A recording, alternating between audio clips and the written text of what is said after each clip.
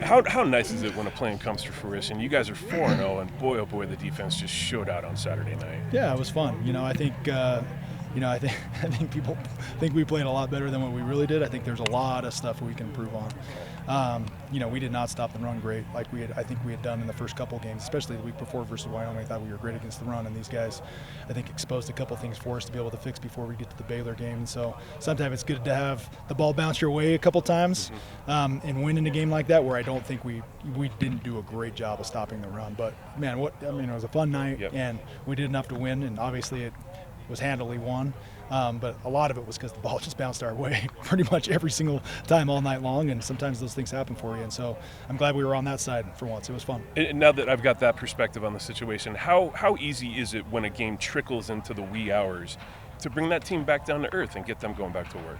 Yeah, I think our guys see it on Monday when they came back and we watched film, and everybody sees how much improvement they have to make leading up into this game, and that's the beauty of it. Every single game there's things to improve on, but in this game it was glaring a couple things that we got to fix before we get into the Baylor game. And so I think the average fan and the average person might not see those things, but being a coach and seeing those details that we got to fix, and the players seeing it when we get back in the film room. And our whole thing this week is just being humble and hungry and just continue to learn and grow and to get better. And I think our team is doing that. We have the right mindset going forward, and if we make those proper corrections, I think things will go well for us on Saturday. It seems like you guys have leaders that are really in tune to one another. How big a tool is that moving forward as well to make sure they're keeping everybody on task? Yeah, I think Batty is doing a great job with the team right now.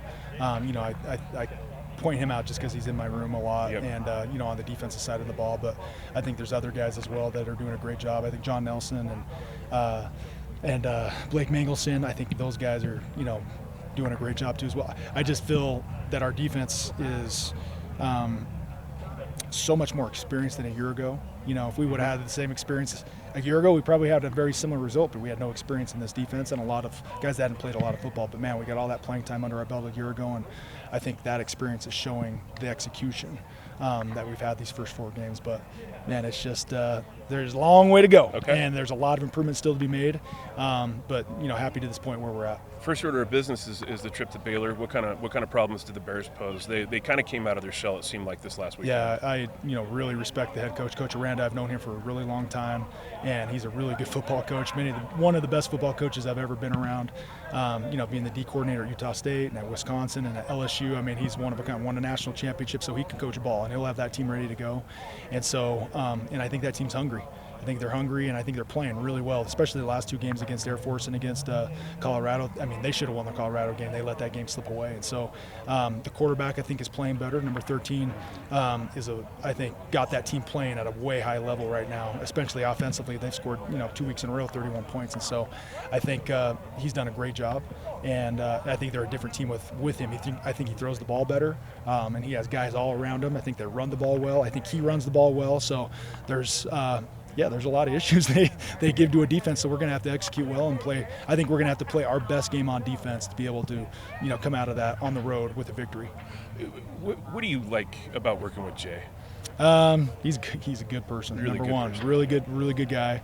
But he's very detailed too as well. So that's kind of the same type of person I am as well. I want to be somebody that's detailed and organized, and when somebody's detailed and organized with me, that helps me mesh well with them. So he's very planned out, very thorough, and he knows this defense, like the back of his hand. He's known it for the past 25 years, learning it back, from Coach Whittingham back in the day, and Coach Anderson too as well, that's been with us. But it's just, for me, the type of defense this is, I hadn't really been in this type of defense, and for me to learn kind of a new scheme has really helped me grow as a football coach, and just learning from a guy like him, I feel blessed.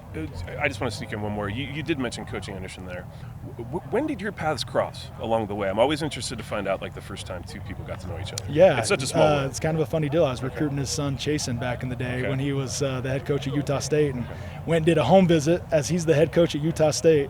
Me and Coach Nick Howell, we go do a home visit up at Coach Anderson's house, and it was very awkward, to say the least. And he's trying to get all the inside information about BYU and Bronco at the time. Awesome. But it was awesome. Coach Anderson's a great dude, and we laugh about it now, that home visit back in the day. But yeah, we recruited his son Chasen to come here, and he actually signed here, came here for a semester, and things didn't work out. He ended up leaving. I think when Coach Anderson went to Wisconsin, he ended up going with him there. But yeah, that's really the first time I really got to know him. I'm glad I asked. Yeah, very great cool. one. Great story right there. Thanks, Kelly.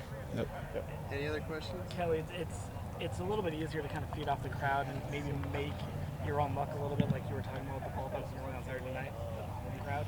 Were there things from Saturday that can be replicated on the road where maybe you don't have that environment, you don't have that extra juice to sort of make your own luck like that? Yeah, I mean, the one thing that I love is when we're on the road, our crowd is there as well, right? Yeah, So we'll probably have, 10 to 15 to 20,000 fans. Who knows how many will show up, but I know we'll have a really good crowd down there. So I think we'll get that energy from our fan base like we do every time we go on the road. But, to replicate some of the things that happened the other day, I mean, the first fumble was just a really good hit by Jack Kelly, right on the running back's arm. We talked about putting the hat on the ball, and the ball pops right out. So, yeah, heck yeah, that could be replicated.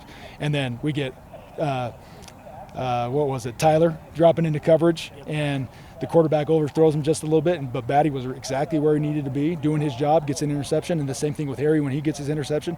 And so it comes down to execution. So, heck yeah, that can be replicated as long as we execute, and those players go out there and do their job and make plays. Yeah, I definitely think that could be replicated on the road. And, I think that showed at SMU how we played very similar in the red zone on Saturday night. We played very similar on the road at SMU. So, yeah, we just got to keep that rolling where we're just not allowing any touchdowns on the road and keep those guys to field goals. As the pass rush guy on the coaching staff, would you have ever imagined that Tyler Batty would have an interception? Oh, we always talked about it. Yeah, we always talked about it. Anytime he's dropping into coverage, I work a ball drill every day, and before every game, just one little quick ball drill. And I said, hey, that ball drill finally paid off for that one interception right there, Batty. So, That's awesome. But it was honestly at the end of the day, on that play, a lot of people don't notice that Jacob Robinson was getting some really good pressure off the edge. They were trying to set up a screen, and Jacob made him throw the ball sooner than he wanted, made him overthrow it. And you look at the play afterwards, and the running back, number 3, is looking at him like, what the heck, man? Like, what were you doing? Looking back at Avery Johnson, you could tell their timing was off, and a lot was because of Jacob's pressure off the edge right there. Thanks, Coach. All right, guys. Thanks. Yep, thank you.